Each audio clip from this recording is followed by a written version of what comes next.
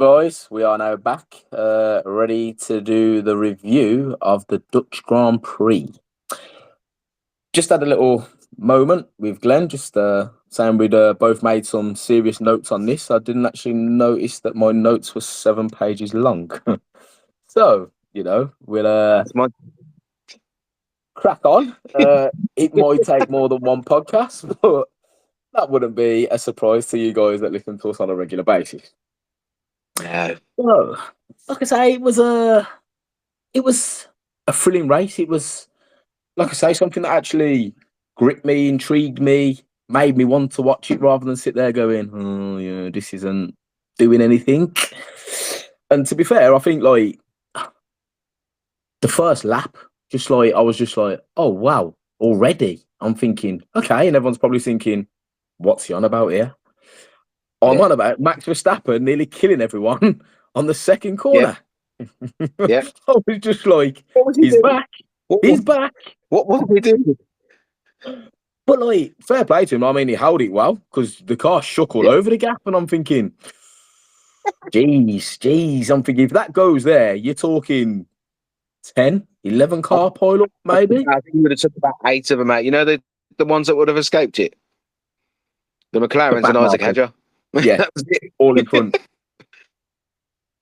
If he'd have gone, he'd have took Lewis, Charles, Lawson, Signs. It would have been it would have been It, hungry in like '97 all over again.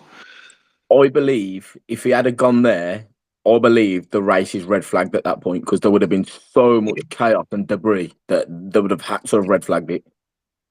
Yeah. It's But just do you being know the what I driver liked he about is, this weekend? go on. Do you know what I liked about this weekend? I'm going to point out, right? It was a wet race that was exciting. Yeah, yeah. It I didn't wrote the rush capital it letters at down, the but it, top.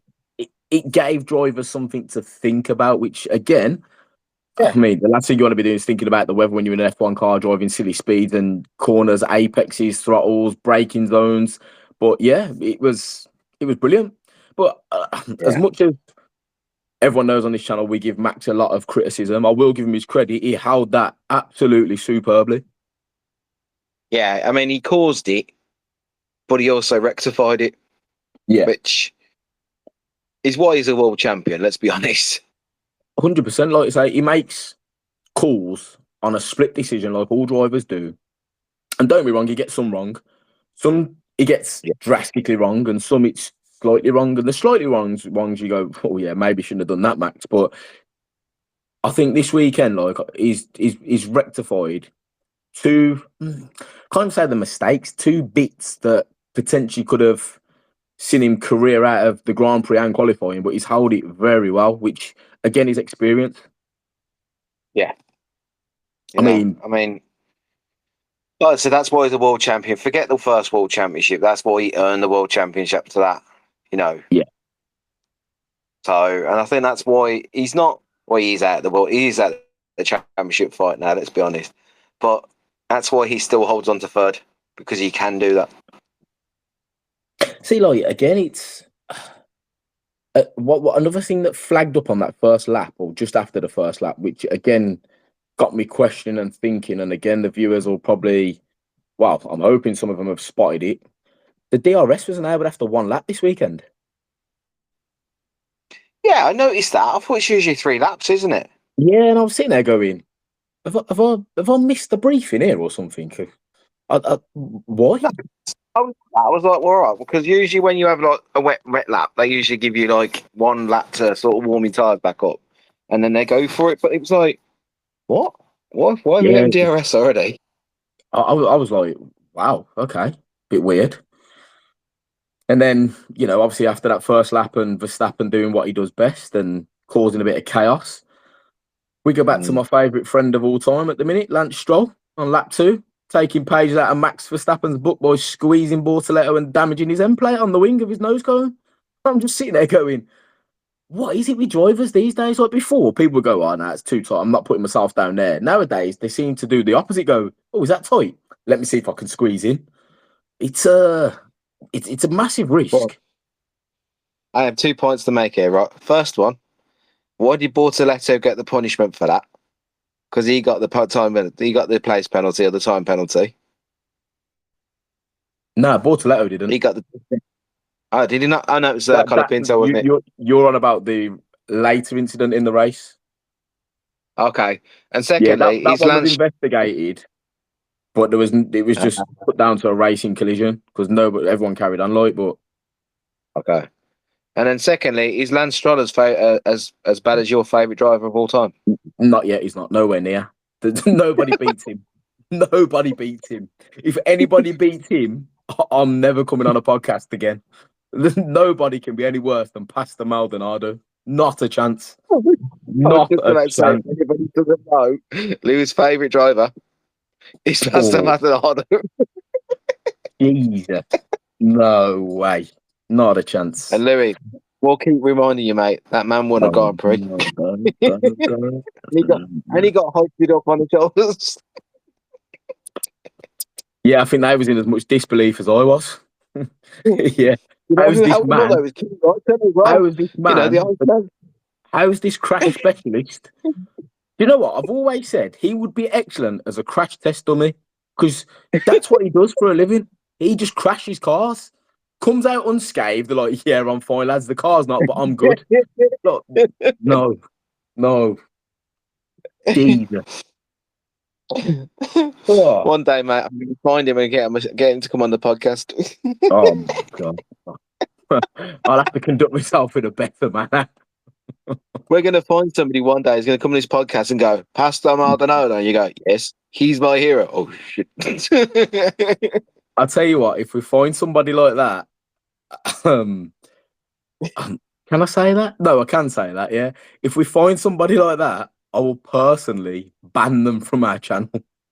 Out of all the drivers in history, Pastor Maldonado cannot be your hero unless you want to go in to being a crash test dummy. Oh my days. Wow. Oh, man, we've Anyway, just had 4 minutes of yeah, laughing about Pastor Maldonado. yeah, might be able to edit that into a little YouTube or TikTok or something. So I'd look out for that. I'm But definitely yeah, putting let's that on say, the TikTok. yeah, oh God. Well, also Right, after that, yeah. it calmed down. It was all right. And then lap 7, we get the early call that there's light rain in corners 13 and 14. And I'm thinking, okay, is it going to affect them that bad? Is people going to start slowing down, change tyres maybe? But no, everyone just carried on as normal. Rain seemed to hold off. And then the next bit for me that was, I absolutely was sitting there holding my breath, but in excitement at the same time. I was on lap 9. And I'm sitting there thinking, Norris is still annoyed that, Verstappen's got past him on the opening corner. He's still trying to catch him. And then lap 9, what an overtake. Straight Oh, round the amazing. outside of Verstappen in the first corner. Clean, tidy, left him enough room. And I was like, you know what? That is incredible. That is absolutely incredible. One of the best overtakes. So, if we had to have a top 10 and we could put it, it would be definitely in there. Oh, 100%. Definitely. It was just...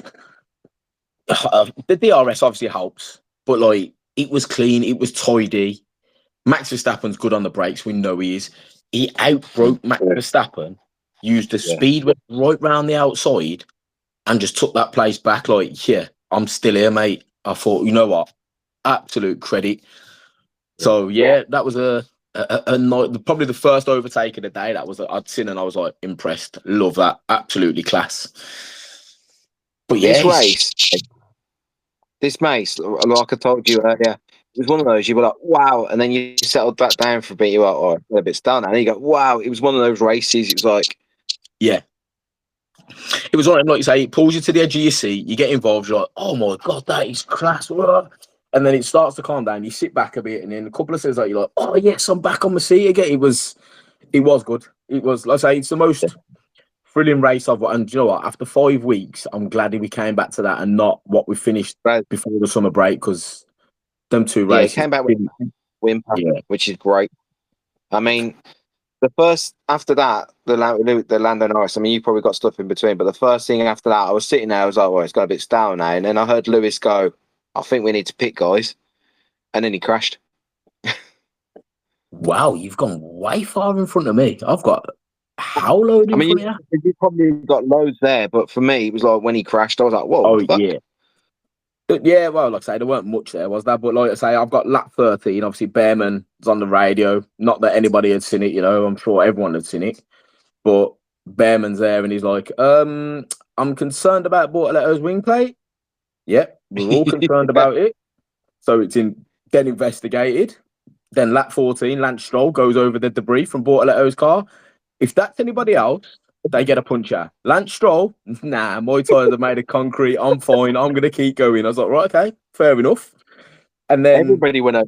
That, oh, it was ridiculous. The amount of debris this weekend is just been bad. But then I think lap 15, Piastri reports raindrops on his visor. I was like, okay, yeah, we knew about the light rain. First time we've heard a driver moan about it. Then lap 17, it's took them 4 laps to investigate, and Bortoletto's now under investigation for his wing plate, which, yeah, is. To be fair, I'm surprised they didn't pull him in any earlier because it was flapping about quite violently. quite violently. Yeah, But, FIA know more than we do. And then yeah. lap 20, rain has hit and it's getting worse. And I was thinking, okay, yeah, this is where the drivers now might start diving in the pits for maybe some tyres, maybe not, maybe inters. It's not wet enough. It doesn't look slippy.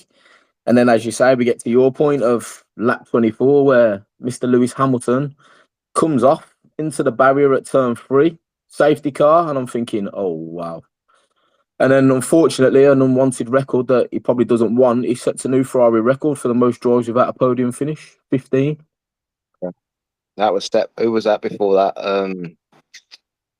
Oh, I saw that stat the other day.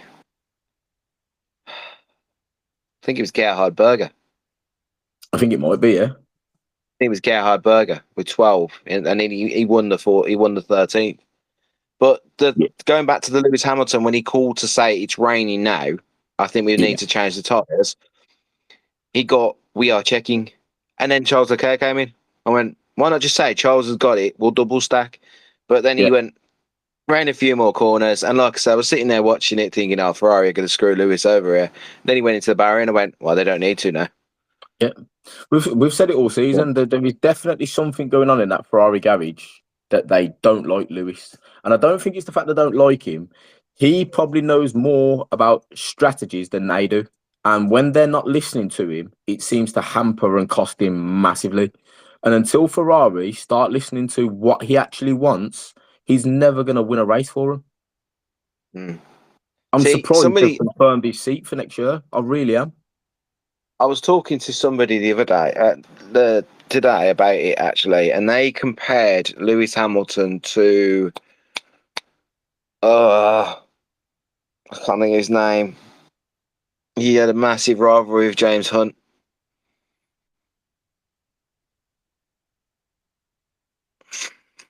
God, what's his name? He's Austrian.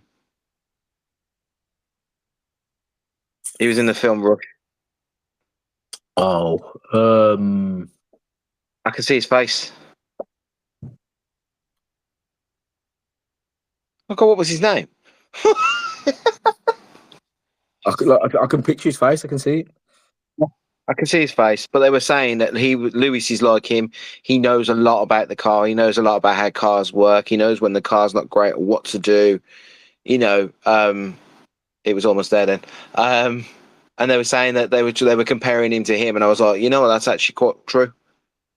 If Lewis knows the car's not right, Lewis knows the car's not right.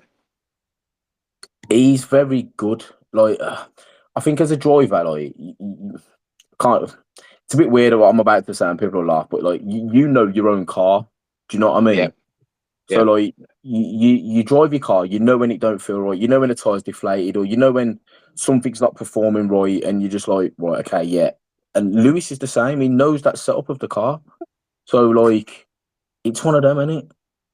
See, Charles Leclerc showed that a few weeks back before the break when he said there's something not right with my car, and then he went Again, like, backwards. yeah. A good driver knows, you know what I mean? And that's the problem. Like, they've got to start listening to the drivers. It's Yeah. just come Nicky Lauda. That's who we're talking about. Mate. But yeah, Niki Lauda, for the first time he drove a Ferrari, his exact words. I mean, if anybody's ever seen the film Rush, amazing film, go and watch it if you haven't. Brilliant. The first words he goes, "This is shit," and he goes, "You can't say that. It's a Ferrari." He went, "Yeah, but it's a pile of shit." Yeah. I And mean, I've then seen a they, meme this weekend of an Asian dude that sort of made a makeshift Formula One Ferrari car, and someone tagged and says, "Is this the car you're driving at Lewis Hamilton?" And I was just like, "It would seem to be that way, yes. It looks like a Ferrari, but it's not acting like a Ferrari." it's not. It's like the only way I can describe that Ferrari is he got his feet on the floor like the Flintstones sometimes I because it just just seems don't. so good sometimes. Yeah, It just probably isn't, but for me, it just looks slow. it's. I don't know what it is. Like I say, I mean, they're the most popular, well-known brand in Formula One, yet they just don't seem to.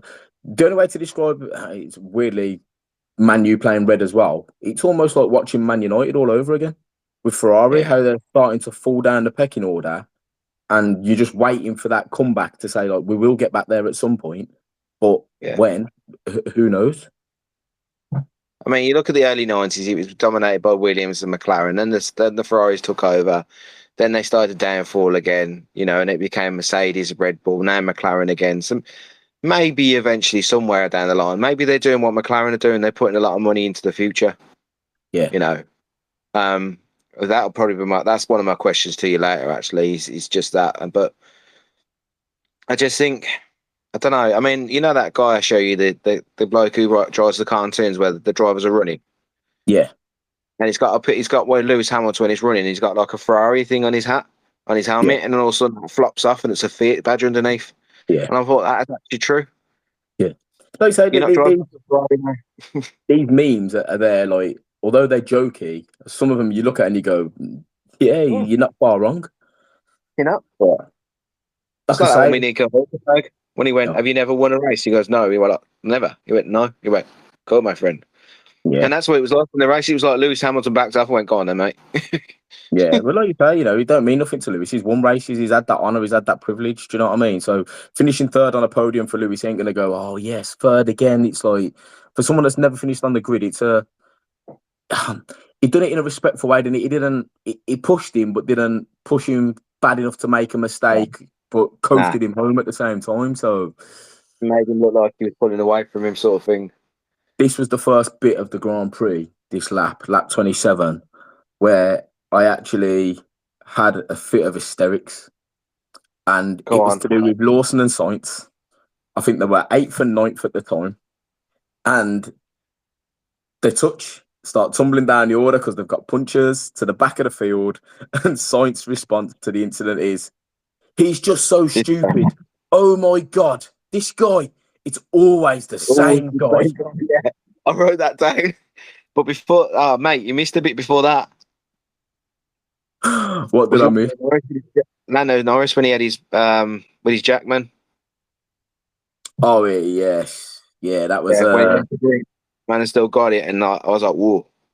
yeah, it was close. But what I liked is straight on the radio after, is he okay? And I thought, you know what? That's and you could hear the panic in his voice to say like, oh Yeah, fuck, like, please tell me he's good, which was nice. But nice. when you look back at the slow mo replay on that, the lollipop guy has actually lifted and told him to go. So it's his Yeah. fault because the jack's not even out. So he hasn't done his job, No, no. which could have had some massive repercussions. Luckily, it didn't. Yeah, But he just fell yeah, onto the toilet, didn't he? But yeah. So like I say, yeah, further the way through the Grand Prix, and we've got Piastri leading from Norris, Verstappen, Hadjar still in fourth, and I'm thinking, I ain't really heard much about him. Seen him going around the track light, but yeah. Russell in fifth, Leclerc in sixth. It's what you'd expect with the probably Hadjar sitting in between them is not what you'd expect. And I was thinking, okay, yeah, we'll keep this going. We'll see how far he gets. And then FIA lap 30, Bortoletto's to be investigated after the race for driving in an unsafe car. I'm thinking, well, you've got to lap 30 with him doing this. Like, why haven't you done something sooner? Shit. But Let me just stop you for a second there, mate. Bortoletto, right, was in an unsafe car, yeah? yeah, How? He must have drove amazing to get to lap 30, but that car's still driving well. Do you know what the funny thing is? And this is the next point. Lap 31, the VSC comes out for the debris on the track off his car that was an unsafe car. You could have wrote it. It was that woman though, when they got the steward and she was running off, and all the Dutch fans were cheering as she picked up the debris, and I was like, Yeah. oh. But like But that plate, I tell you what, we go on about carbon fiber and they say like it snaps, it shatters really bad. That's been flapping about since what, lap 2? yeah, And you've got to lap 30 before it's come flying off the car. I was gonna say it must be held on by some really good duct tape. Yeah. This is it. Over that, we didn't touch any curves with no bumps, no nothing. So fair play to him. I mean, you was on about the science situation with Lawson. Now, I wrote down the bit where he said, this guy, always the same guy. And he got a 10-second time penalty, your signs did for that. Do you think Yeah, that was the right decision? we'll get to that shortly because lap Okay. 32, that was on lap 33 when he was given that. So lap Yeah. 32, I've got the next best overtake, which was Charles Leclerc on George Russell for about three, four corners. Say that again. What a battle that was for Oh, a whole lap and a half. When he went past him, I was sitting there going, I think you might have done that a bit too early, mate. Gone through. Then he defends really well. And I was like, okay, he's giving me spat. I like this. And then for the next 3, 4 corners, they're absolutely going for it, both of them. Pulling in, one's ahead, one's ahead. They almost touch, but I tell you what, a great battle for a few corners. And not sure Leclerc was on the track when defending. So I was like, that was my point. I was just going to say that was my point I made, was Leclerc off the track when the move was made. I believe both his wheels were off the track, but it made the overtake before it. So I was like, depending on what the FIA are looking at here and how much of arseholes they want to be, because we know they can be, he maybe have to give his space back.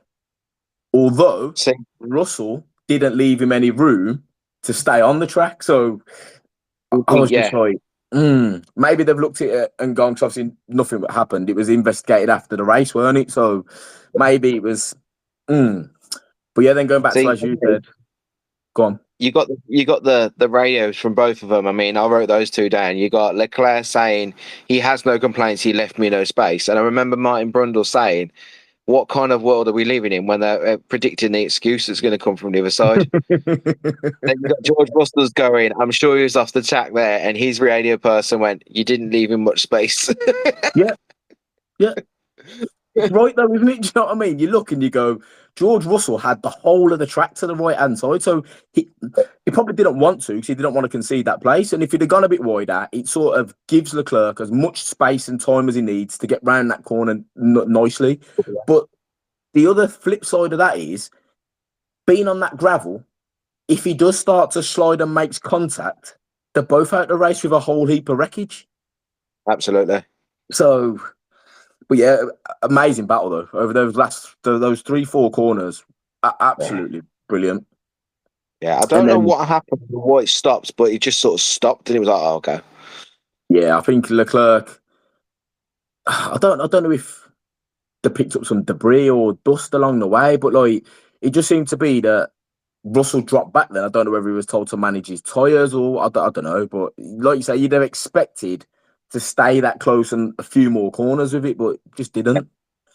No. Then, like you say, we get to your point on lap 33, where Sainz is given a 10-second penalty for causing a collision, which I think it was ridiculously harsh. I'm not going to lie. Yeah, considering both drivers could have done a little bit more to create a bit more space for each other, and they didn't. For me, I'd have liked to have seen that gone down as a racing incident rather than giving one a 10-second penalty and the other one getting off scot-free. Yeah. I mean, as soon as I saw the incident, I went, that's a racing incident. Both of them are at fault. And then when he come up with 10 seconds just to signs, I went, oh, fuck, man. Why? Yeah, it was. I think it was really harsh. Yeah. But then, like I say, we'll get into the radio message a bit later on, because that was, Then, like I say, lap 36, you've got the Russell and Leclerc incident under review, which it was always going to be with both teams on the radio. Yeah. Then lap 36, the second point that made me chuckle. Alonso gets asked how the balance is on the hard tyre. His response, I fucking don't know. You pick me always in shit traffic. I don't know. I was like, that is brutal, but I love the honesty. Absolute quality. That one did make me chuckle. I was like, oh, bless. And then they pulled him in for a pit. Yeah, And what but yeah, happened? He come up the fucking trail. you know what though? He kept saying, didn't he? Can we do something? Can we undercut these guys? And I'm thinking, how are you undercutting someone that's not stopping again? That makes no Yeah. sense. But you could Nah. see frustration because he was physically quicker than all those four cars in front of him, but just wasn't getting anywhere. So So there was points where he was behind, I think it was Nico at one point, and he was braking that late. All I kept going was going, oh, he's going to hit him. He's going to hit yeah, him. And then like Nico would pull off, and I'm like, boy, Jesus. you, And I you know thought when maybe we he's getting frustrated now. you know when we talk about concentration at all times, that was him not Yeah. concentrating. He was that angry that he was still stuck behind his car that he's quicker than. The Yeah. logicness and the braking zones went out the window with him just being aggressive in trying to force Nico wider into a mistake where he could exploit it and get past him. In the No. end, it ended up ruining his own tyres. So, Because Nico's a very strong driver. I've always said this from day one. And every time like he got really close, I was like, he's gonna. And then like Nico would pull around to go around the corner or something like that. And I'm like, Jesus Christ. Then he did it again. I was like, come on, Fernando, you're not gonna get past him. And then yeah, what? 3, 4 laps later, he finally did. yeah. Like I say, And it though, was a good. he was, yeah. There was a few incidents, like I say, this weekend where you've got moments where you look and you go, is he going to be brave enough? Is he not? And I mean, the next one, Behrman, to be fair, lap 39, going into turn one, he defended well from Sonoda, who was right up his arse, used the DRS down the straight. But I thought, Yeah, you know what, Behrman, he's got to do something here. We can't be letting him come past this easy. So he puts his car on the inside, best place possible, and goes, well, go on, what? Tell you what, Sonoda, go around the outside of me because the speed you're travelling at, you ain't getting around that bend.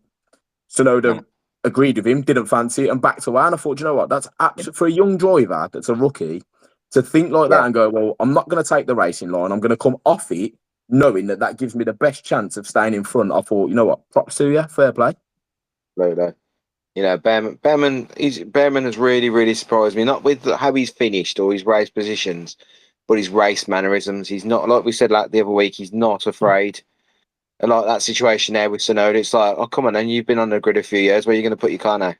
You put it Yeah. on the outside, you go to the wide, and I'll just switch back and come inside.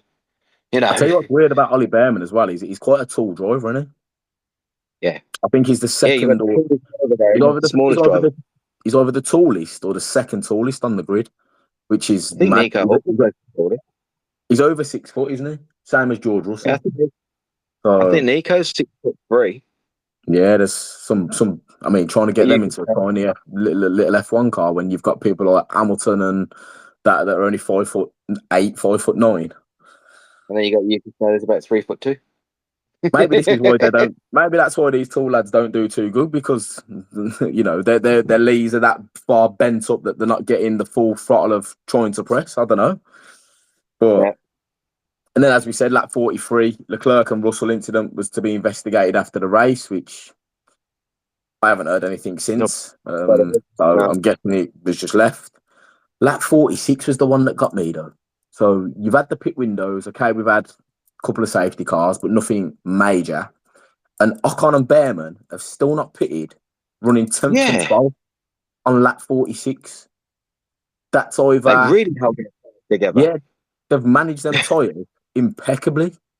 And I was just like, you know Yeah, what? Fair play. Love that. they deserve something for Absolutely that. love that. And then, like You I say, know, lap 47 was the one. So Carlos Sainz's team, inform him, mate, we've been given a 10-second penalty. His response, who gets a it's well penalty? done. Me. And then he's told, you get it. And he says, are you joking? You're joking, like in a joking manner, thinking they're winding him up. I mean, it's the most ridiculous thing I've heard in my life. And I was just like, yeah, potentially. Yeah, Potentially. But like I say, he feels he's been done hard. He's been done hard and yeah. unfairly, which I have to agree with him. 10 seconds for that is horrendous. 5 seconds. 5 seconds for each driver would have been fair. Still harsh, but fair. I think any penalty there is harsh on him, really, because like you say, it's just one of those incidents where Both of them could have done a little bit more. Neither of them did. So for me, I'd just be like, well, you know what? I'd just let that one go. Yeah. Yeah, But like the Leclerc Russell situation. yeah, Let that one go. Let this one. yeah. And Inconsistency. again, That's what it was, man. Consistency. yeah. I think when you're a driver that ends up on a few of these scrapes and whatnot, they start to just punish you because you've done it already. It's not an accident, like I said earlier. It's not a genuine mistake anymore. They start questioning of, oh, you're making far too many of these. We're gonna have to do something to try and hopefully pull the reins back in, which makes you tidy up your driving, which I get, but I don't think that was one of those situations. No, not at all. But then what made me laugh is, lap 50, he comes back, doesn't he? Mr. Carlos Sainz. He's still pissed off with the stewards and suggests he and the team should go talk with him after the race. And I'm thinking, this has been festering in your head for 3 laps, and really you should be concentrating on the race. But you could just tell he was. I get it. I understand his fury. I really do. But I was just thinking, like, maybe like sort that out after the race. But I think he's preempted the fact of, and what he's done there is he's told the stewards that you've made a fucking ridiculous call, and I'm coming to have a word with you because I don't agree with it, which is fair enough. Yeah, But all he's done is give him time to come up with more excuses to why he's given a 10-second penalty. yeah. At least wait till you get Yeah, in there, and then just like they're like, oh god, yeah, exactly that. But it was funny. It was funny. And then, the, like you say, the lap next one I got 51. was 53. Go on. The next one that I got was lap 53. Have you got anything before that? I got lap 51. I got Alonso passes Hulkenberg after being held up behind him for what seemed like an eternity. Yeah, it was about 4 or 5 laps when he was stuck behind him. Every Yeah. time he got really, he broke really late. And then the next But one, lap 52. This one puzzled me at the time. Antonelli pitting from fifth for fresh softs to come out in eighth. yeah, I thought that was yeah, a everybody seemed lost, didn't bizarre they? decision. Yeah. When I'm thinking, like, you've stopped already, you've got tyres to get to the end of the Grand Prix, and you're pitting to try and overtake the people you've just overtaken. Like, I didn't understand that theory. See, because Kimi did it on 52, Leclerc did it on 53, didn't they? Yeah. And I think Leclerc, I've got And that as like 53. Like, Leclerc pits to cover Antonelli and comes out in front, but Antonelli, what the hell was he thinking? I see, mean, I like, originally my first thing I put was it a rookie mistake? Was Kimi at fault? And now I'm thinking yes, he was. 100% he was at fault. He's taken the low banking line, but then tried to creep up to force Leclerc to stop. It's a Yeah, bank. You can't do that. no, If it had stayed low on that no. line, and then as they come out of the bank on the corner, then try to edge across, I think it'd have been okay. But it does get a bit of understeer, so I get it. But that was horrible. See, for me, I originally put Leclerc went wide, but now I looked back at it afterwards, and I don't think he did. Like you said, he took the bank, whereas Kimi He went to takes the go racing line, then across it's a everything. slingshot out the corner. Yeah, But it was but mad because, like, it was getting both, boring for me up to that point. yeah, both Ferraris out. The last Yeah, time they had a double DNF, they went out and got a first and second at Monza, which is the next yeah. race. I've got here in bold letters, is this fate? I highly doubt it. Mm. But looking for the Ferrari See, fans, hopefully they can draw some positivity from that. well, I have 3 questions for you and the fans. Doesn't matter whether you support Ferrari, McLaren, whoever. Was Charles Leclerc's pit unnecessary? Did he need to do it?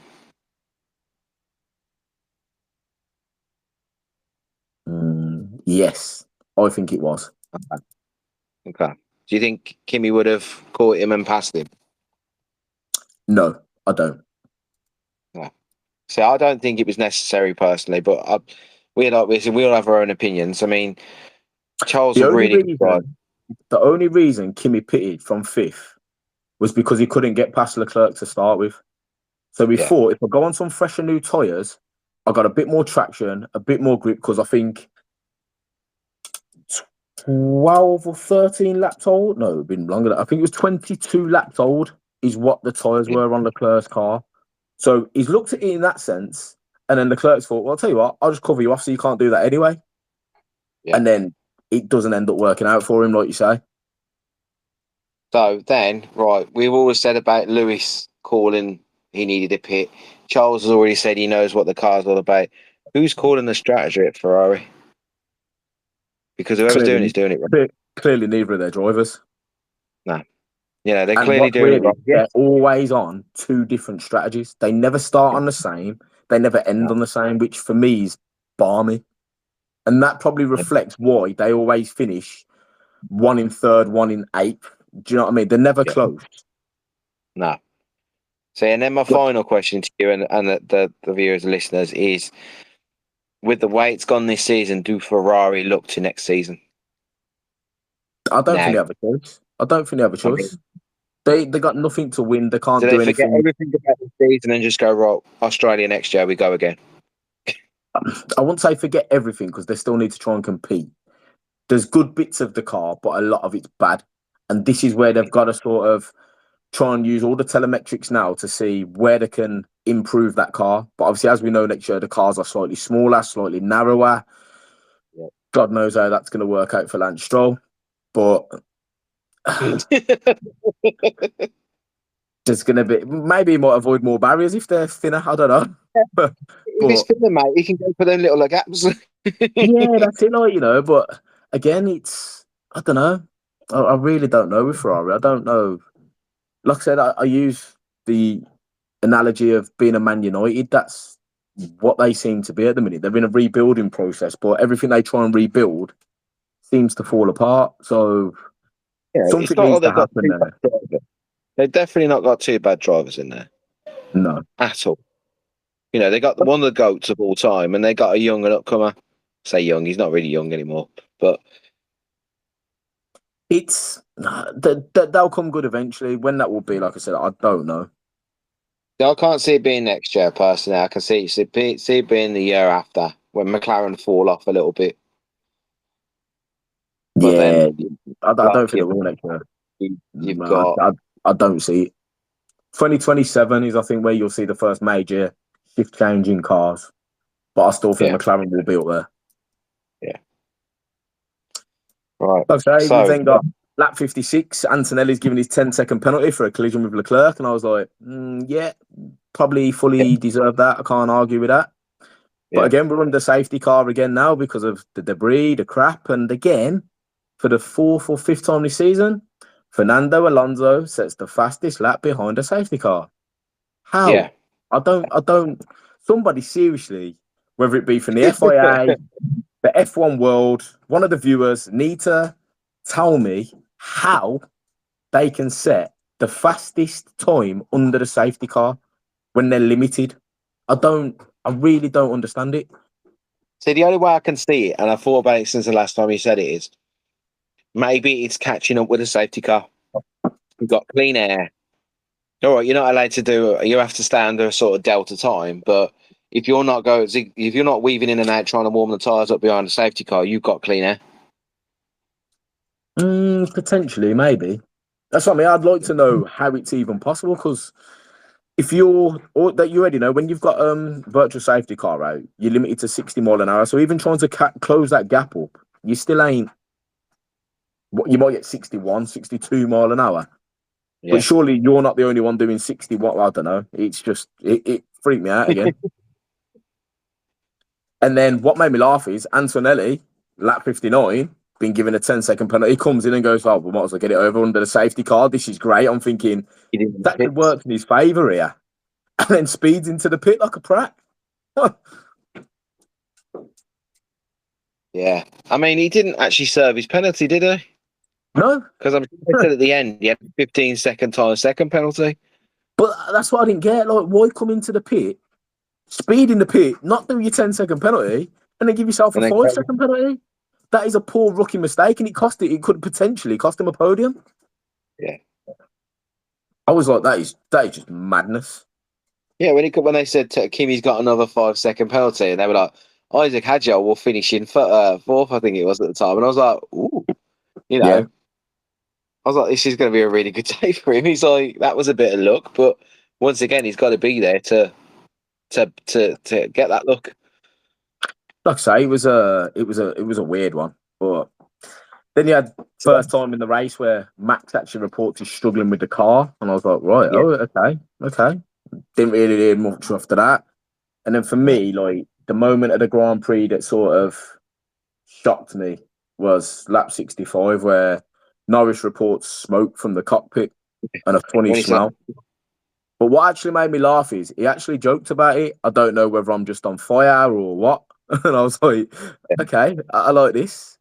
And the next thing you know, big puff of smoke and he's out.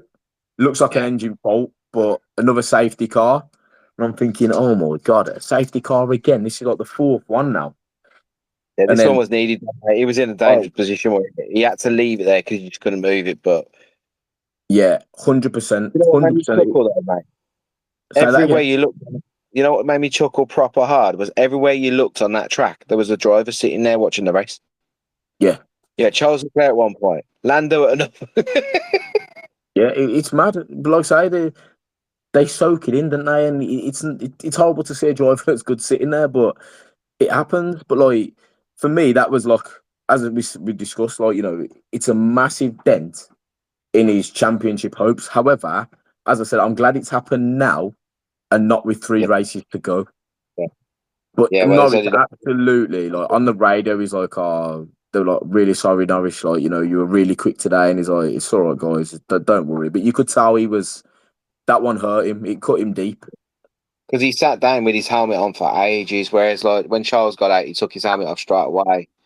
And Yeah, you sort of think to yourself, one, is he, he's allowed to, man can do it. Is he having a bit of a cry?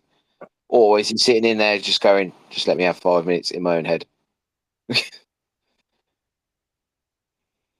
it's like you say, it's in them moments. I think you're trying to gather your thoughts, aren't you? And what could have been, how it's going to affect you. All these things must go through the headlight, but it wasn't nice. I was expecting one and two coming home for the sixth time in Yeah, a row. I think it is, would have been but 6 time in a row. it's mad because obviously, like I say, that they're doing obviously behind the safety car, they're clearing it all up, and then lap 68, Piastri reports that there's an all leak from turn 3 to turn 7, which is from Yeah, Norris's car. So it's a tough one. It's no one's fault in particular, but it's difficult. And then I was thinking, well, with the oil on the track, it's slip hazard. Are we going to get the race going again? Will we yeah, because finish they had behind the that, safety didn't car? they? Yeah, That was, wasn't it? Whether they were going to, and like, was it the Williams guy? He went, yeah, we've been told we're going to start racing in a minute. yeah. Can't think of his name now, but yeah, it was But how would you feel though, mate? Right, put yourself in Oscar Piastri's shoes. You've just driven your McLaren past the McLaren of Lando Norris, knowing one, your title rivals out of the race, but two, it's also your friend and your partner. See, I think you got two feelings there, and yeah, your teammate, your friend, your partner. You go, oh, I'm absolutely gutted.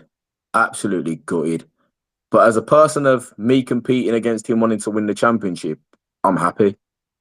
Yeah, yeah, But but like I say, to be fair to Piastri, four restarts. Well, one was a virtual safety car, wasn't it? So it was three actual restarts. I think credit to him because every single time he had to do a restart, he performed it excellently. Backed the field up, went right at the time where he didn't put himself in any danger. I was like, do you know what? Absolutely love that. Absolutely love that. I put two things after Lando's engine failure, right? I put that Oscar was the king of the restarts. Like you Yeah. said, every time the restart, he backed him up, got to that bank, and he knew he was going, right? And the second one is Will Joseph. Now that's Lando's engineer. For nobody who doesn't know, I think if you put any young driver under his wing, they'll thrive because he just seems so good with the kid. He seems so good with whoever's with. You know, Again, like I say, that it's that like, positivity coming over the radio, that positivity coming over the radio, where he's saying you absolutely flying today. You were really quick, and we do apologize. That it's not going to help Norris, but those no, positive words, resonate a lot with in his head. That he'll know that I didn't lose the race or exit the race because I was no good. I was up there. I was in that top two. It's an engine. It's an oil leak with an engine failure. So there's nothing that anybody could do about that, and it's horrible because, like you say, he had a good drive. Yeah, he did. And I think, like we said, Will Joseph, he's been on the radio a few times to Lando, even back when was it Austin last year, where he was in Yeah, front of Max and he had to give the position back, but he wasn't told quick enough. yeah. And Will Joseph actually said to me, he went, "Look, I'm really sorry. I made that call too late." And like Lando was like, "It's okay." He said, "But you know, we shouldn't have been punished for that." And like, he was like, "Yeah, we shouldn't have been. He pushed you off the track." But like I say, it's one of them, and it's accountability. And as long as you take accountability, you might not agree with it, you might not like the decision, but taking accountability for me, I would rather someone take accountability and be go, okay, I'm not happy about it, but fair play, he's owned it, rather than somebody takes no accountability and you're like, no, no, that is your fault and you need to own it. So yeah, it's a like you say, it's a difficult one, but it's nice to see them not blaming the driver and saying, it's my mistake. But in that Yeah, situation, it's nobody's mistake. It's just every an mistake. unfortunate incident. Yeah, I mean, to be honest, going back to the Ferraris for a quickly, the way that they kept telling Charles to back off, something was clearly going to go wrong with his engine as well. Again, I think they're. I've got it down in the questions. We'll get to that in a minute when we get to the questions because I don't want to interrupt this No, last little bit. So, like you say, Piastri brings it home as was always going to be. yeah, Led from start to finish, absolute brilliant drive, followed by Verstappen. Hadjar in third, nice drive. brilliant drive. Russell in fourth, Ollie Albon Bam, in fifth, which yeah, was a shock. Behrman yeah, in sixth, his best point score ever. And then the man of the weekend that, I did rip into him a bit, Lance Stroll in seventh. yeah, he I had it, mean, yeah, Alonso eighth, Sonoda ninth, and Ocon make the top 10. They're names that you don't normally see in there. And as much as I've give Stroll shit all weekend, I will give him his credit that he's managed to get a decent finish in the Grand Prix. So fair play to him. yeah. I wrote down third, fourth, fifth, and sixth. Literally, Hadjar, Russell, Albon, and Behrman. Because for me, I think they were the four drivers. I mean, yes, Oscar was a great drive. Max was Max. He was what's the word I'm looking for? He was consistent. Yeah. You know, but Hadjar, uh, I'll get to him in a minute. Russell, it's nice to see him back up there. Albon, always been a massive Albon fan, and the fact that Williams are up there as well. And then you got Ollie Behrman, who, like you said, he nursed those tyres for so long. Then Yeah. he made the pits, but maybe got a bit lucky with all the pit stops and the safety cars. But you've got to be there to be that. You've got to be there to have it. Oh, 100%. You know. So, but for me, Isaac Hadjar from Australian Grand Prix, where he didn't make the race because he crashed on the formation lap, to then getting criticism from some president of a team, and then having Lewis Hamilton's dad just literally grab him and go, "You will come back from this." It'd be nice to know if Anthony Hamilton was there at this race to go, "Told you." Do you know what, though? Again, this is what I believe in. Like young people, whether that be sports people, just people in general, they need positivity. They need encouragement from people that have been there, been around it, and seen it and go, mate, listen, don't worry about that. You've crashed out. Oh, well, you've had your first crash in F1. It's not the end of the world. You've got time to rebuild and go again. Don't worry about it. Put it behind you. Learn from it. Keep thriving. Keep pushing. Exactly. That's what the world's missing rather than going, look at you. You shit. You crashed. Your career's done. I mean, No. like, that doesn't do anything for anybody. I think I know I've spoken about Ollie Behrman a lot over the last few F1 podcasts, but I think Isaac Hadjar is definitely the breakout rookie this year. Ooh, that's I a think because he's that's a got bold better, that's a better, and bold call at better. this moment in time.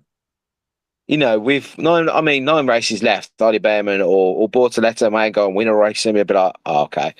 But I think at this present time, with probably the exception of Kimi Antonelli, and I don't mean no disrespect to him at all, but this season the rookies have been so much better than they have been in all the previous seasons. 100%. For me, You know, Hadjar, Bortoletto, it'll be a battle of them two for Rookie of the Year because they've been consistent, they've progressed. I mean, Bortoletto's had a bad weekend this weekend, let's be honest. But yeah. up until this point, he's had very good races, very good qualifying, shocked the world, bit like Hadjar was in this race. So they're people that you keep your eye on and go, I mean, the other rookies, Behrman, he could be in the conversation towards the end of the season with 9 races to go. He's I starting think to have turn a it, but corner. the conversation. Carla Say that Pinto. again. I No, said that Behrman. I said for me, Behrman is consistent, but he's not in with Hadjar or Bortoletto. no, but if he shows what he's shown this weekend and continue that going forward, he could be in that conversation. Yeah. I mean, Colapinto, I don't Mm. actually know why he took over Jack Doohan. I really don't. I don't know why he's in Formula One, if you want my honest opinion. Yeah. Money? He offers absolutely nothing. No. I mean, who's the other? Kimi Antonelli. I think they've put him in a big car and he's not ready for it. I think Kimi Antonelli he has the potential to be a great driver. Again, I think it's just early on in too big of a car. But Yeah. that being said, that car will run him in good stead for any future move he gets if he gets one to a bigger team. So I don't know. I think he'll be all right. See, Martin Brundle said at the weekend when they were about Kimi Antonelli, they said he's not having a great first season. And Martin Brundle went, neither did Mika Hakkinen. No, not And then every look what rookie is going to shine in happened. their first season. I mean, Lewis Hamilton's probably a fucking exception to the rule, isn't he? I mean, like as debut seasons go as a rookie, I mean, like I don't think he gets any better. But not every rookie is going to be that way. Not every rookie is going to go out there and win a race. Not every rookie is going to get into the top 10 and be consistently in there. It doesn't mean they're bad drivers. So there's three drivers that I can name off the top of my head that had a great rookie season. Michael Schumacher, Yep, Sebastian Vettel, yep, and then Lewis Hamilton. yep. And, I mean, maybe Max, but Max wasn't really setting the world alight in his first year. No, so I don't think his rookie season was a great season, No. though. I mean, whereas Sebastian Vettel, he got into the car, was it Alpha, not Alpha Tauri, somebody else it was called at the time, their very first win. Um, and then you got like Lewis Hamilton, like you said, he just broke the wall. He broke the wall down. And then Every Michael barrier, Schumacher, he broke the wall down. yeah. But that's why them two are sitting on 7 world titles each because they came and took the sport by the bull, the horns, and just went with it. They absolutely had no fear whatsoever. So, who's your driver of the weekend? Yeah, it's obvious.